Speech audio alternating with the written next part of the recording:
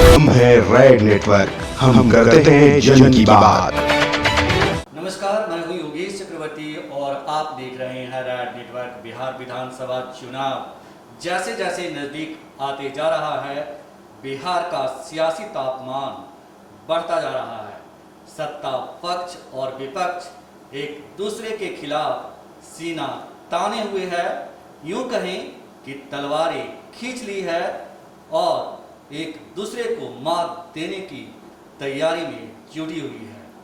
हमारे साथ इस वक्त आरजेडी के प्रदेश महासचिव मुकेश रोशन जी मौजूद हैं। आइए उन्हीं से जानते हैं कि आरजेडी ने क्या कुछ तैयारी कर रखी है।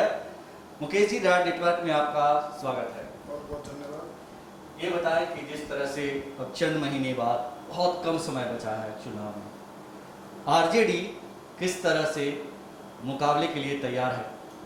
आरजेडी के हर एक कार्यकर्ता बूथ स्तर पर अपनी कमेटी बनाकर एक बूथ 32 यूथ का निर्माण हम लोगों ने किया है और हर एक कार्यकर्ता तैयारी में है। चाहे वो किसी भी पल चुनाव होगा, हम लोग चुनाव में जीत हासिल करने का काम करेंगे, उसके लिए पूरी तैयारी में है और कहीं कोई दिक्कत नहीं है।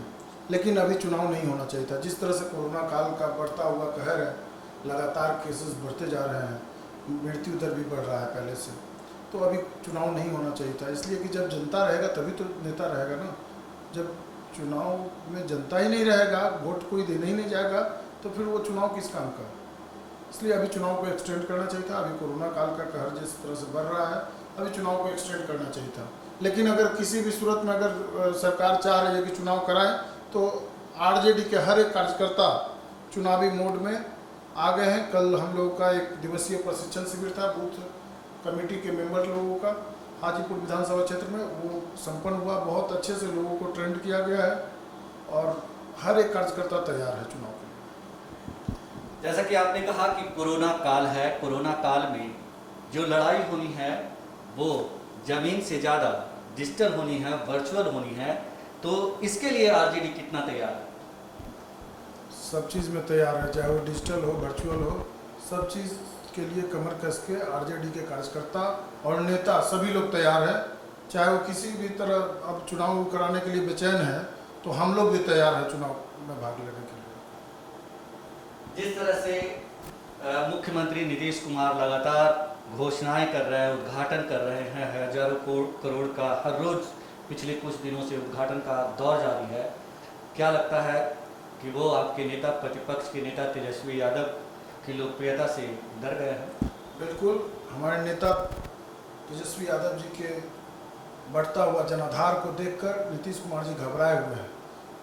कुमार जी कुर्सी में फेविक्विक लगाकर चिपके हुए हैं कि कहीं अगर हम इधर उधर गए हैं तो कुर्सी पर आकर तेजस्वी यादव जी बैठ जाएंगे। इसलिए वो जो है लगातार कुर्सी के पास में एकदम चिपके रहते हैं और हमारे नेता को देखकर उनको डर लगता है। रात में भी उनको नींद नहीं आती है। रात में भी वो तेजस्वी यादव जी के बारे में सोचते रहते हैं कि कहीं सवेरे होगा तो कहीं सवेरे आकर बैठ तो नहीं गए तेजस्वी जी। इस चक्कर में रहते हैं नीतीश कुमार जी। और लगातार ये देख रहे हैं कि उद्घाटन भी हुआ, पुल टूट रहा है, पुलिया टूट रहा है, उद्घाटन के 1 महीना के अंदर टूट जा रहा है। ऐसा निर्माण करा रहे हैं। सब कमीशन का खेल चल रहा है। भ्रष्टाचार जो है वो चरम पर है। 40% जो है वो आपको कमीशन लगता है। बिहार सरकार का जितना आपको काम हो रहा है उस सब में ये हाल है। मुकेश जी, ये बताएं कि जिस तरह से पिछले दिनों जेडीयू ने आप लोग को झटका दिया, कई नेता आपके गए हैं, कहा जा रहा है कि बिहार का अगला सीएम तेजस्वी यादव होंगे, तो ऐसे खास मौके पर वो पार्टी से जा रहे हैं?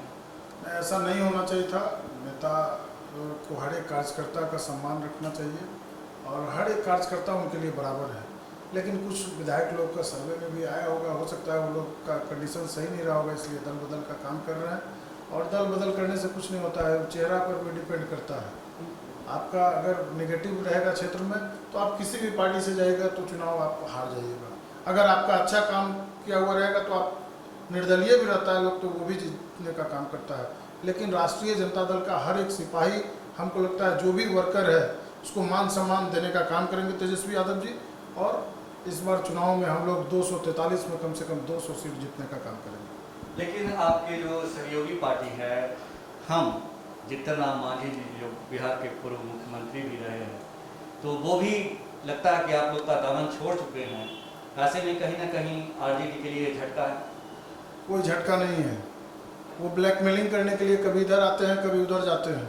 अगर माननीय लालू प्रसाद यादव जी नहीं होते और उनका सामाजिक न्याय नहीं होता तो मांझी जी को तो जिस तरह से नीतीश जी धकेल दिए थे, मांझी जी रहते क्या मुख्यमंत्री? अगर बाद में जो उनको सपोर्ट किए तो वो लालू जी के कारण रहे, और उनका एक विधायक था, उसके बावजूद लालू जी ने उनके बेटा को एमएलसी बनाया।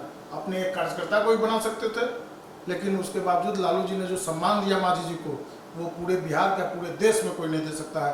एक एमएलए पर कोई एमएलसी बनता है क्या? मुकेश जी, जिस तरह से बिहार की जनता तेजस्वी यादव की तरफ एक उम्मीद भरी नज़रों से देख रही है, और कहीं ना कहीं उन्हें लगता है कि अगर तेजस्वी यादव सत्ता में आते हैं तो जो ये दौर है, खास करके लोग भ्रष्टाचार और तमाम तरह के मुद्दे उठाते हैं कि सिर्फ सड़क बन जाने से पेट नहीं भरता, क्या आपको लगता है कि ये जनता की उम्मीदें पे आपके नेता खरे उतरेंगे?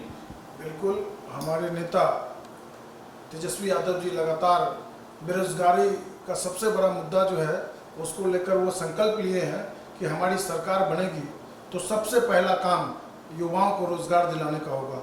जो पिछले 5 साल 10 साल से लोग ग्रेजुएशन करके पीजी करके बैठे हुए हैं, बेरोजगारी का मातम झेल रहे हैं, उन लोगों को रोजगार दिलाने का काम करेंगे। चाहे वो शिक्षक बहाली के माध्यम से हो, दरोगा बहाली के माध्यम से हो, सिपाही बहाली के माध्यम से हो, या छोटा छोटा उद्योग धंधा लगाने का माध्यम हो, वो सब क्षेत्र में रोजगार दिलाने का काम करेंगे। जैसा कि आपने अभी बताया कि जो आपने हाजीपुर में कार्यकर्ता प्रशिक्षण शिविर लगाया था, तो क्या ये कोरोना काल में कार्यकर्ताओं को इस बात का ट्रेंड करना है कि आने वाले चुनाव में कैसे वो मुकाबला करें और जमीन स्तर पे, रूट स्तर पे जा करके तेजस्वी यादव के हाथ मजबूत करें? थोड़ा विस्तार से बताइए। बिल्कुल, जमीनी स्तर पर कार्यकर्ताओं को लगाया गया है ताकि चुनाव, चूँकि जो कोरोना काल में है वो तो बहुत कम लोग वोट देने जाएंगे, तो उसके लिए सब लोगों को जागरूक करना है और सोशल डिस्टेंस का पालन करते हुए, चूँकि बूथ का संख्या भी बढ़ा है इस बार, तो उस अनुसार अपना लोग घर से वोटर को लाकर और उनको वोट गिराने का काम करवाएंगे और वोट दिलवाने का काम करेंगे। और सबसे बड़ा चीज़ है कि जो प्रचार का माध्यम है, पहले जैसा अब सभा तो होगा नहीं, तो उसके लिए हम लोग व्हाट्सएप, ट्विटर, फेसबुक के माध्यम से, सोशल मीडिया के माध्यम से, आप लोग के मीडिया के माध्यम से, प्रिंट मीडिया, इलेक्ट्रॉनिक मीडिया के माध्यम से हम लोग लोगों में संपर्क साधने का काम करेंगे और घर घर जाकर संपर्क भी करने का काम करेंगे। ये बताएं कि जिस तरह से कहा जा रहा है कि आने वाला विधानसभा चुनाव जो होगा, मुकाबला काफ़ी टफ होगा, कांटे की टक्कर होगी, तो इस कांटे की टक्कर में क्या as a party leader, RJD leader, आपको सचमुच ऐसा लगता है कि कांटे की टक्कर होने वाली है, या एंटी इनकम्बेंसी फैक्टर जो होता है वो आपको फायदा पहुंचाएगा? कोई कांटे की टक्कर नहीं है। नीतीश कुमार जी पिछले 15 साल से राज कर लिए, अब उनको अब कोई मौका नहीं देगा जनता। इस बार जो है जनता उनको देख लिया कि 15 साल से ये यही बोल बोल के ठगते रहे कि 15 साल लालू यादव जी और राबड़ी देवी जी के कार्यकाल को बता रहे हैं, तो क्या अब क्या 15 साल तो आप भी काट लिए। आप ये 15 साल बोलकर कब तक लोगों को ठगते रहिएगा? अब की बार युवा सरकार, अब की बार तेजस्वी सरकार।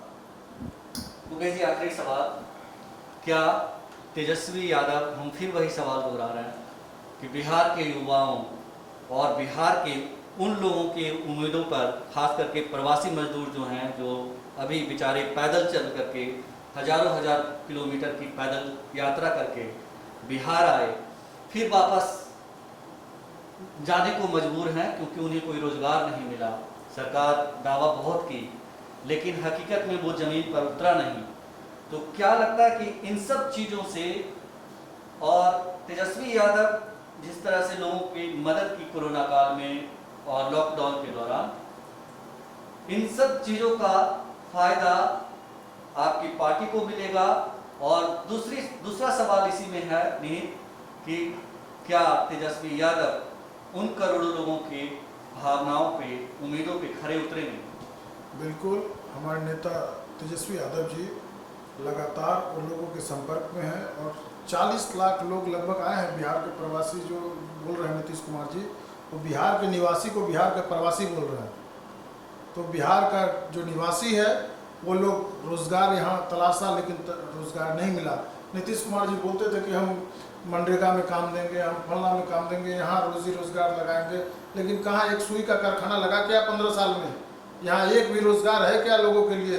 बाहर क्यों जाना पड़ता है? दिल्ली, मुंबई, कलकत्ता क्यों जाना पड़ता है लोगों को? अगर आप यहाँ रोज़गार का उपाय किए होते तो दर दर भटकना नहीं पड़ता। दिल्ली से, राजस्थान से लोग पैदल चल कर आए हैं। आखिर क्यों पैदल चल कर आए? आप उनको ला नहीं सकते थे क्या? 4 महीना बाद इन लोग का आँख खुलता है और कान खुलता है, उसके बाद ट्रेन से लोग आया है, वो भी किस हालत में आया है और आकर घर पे पड़ा हुआ है।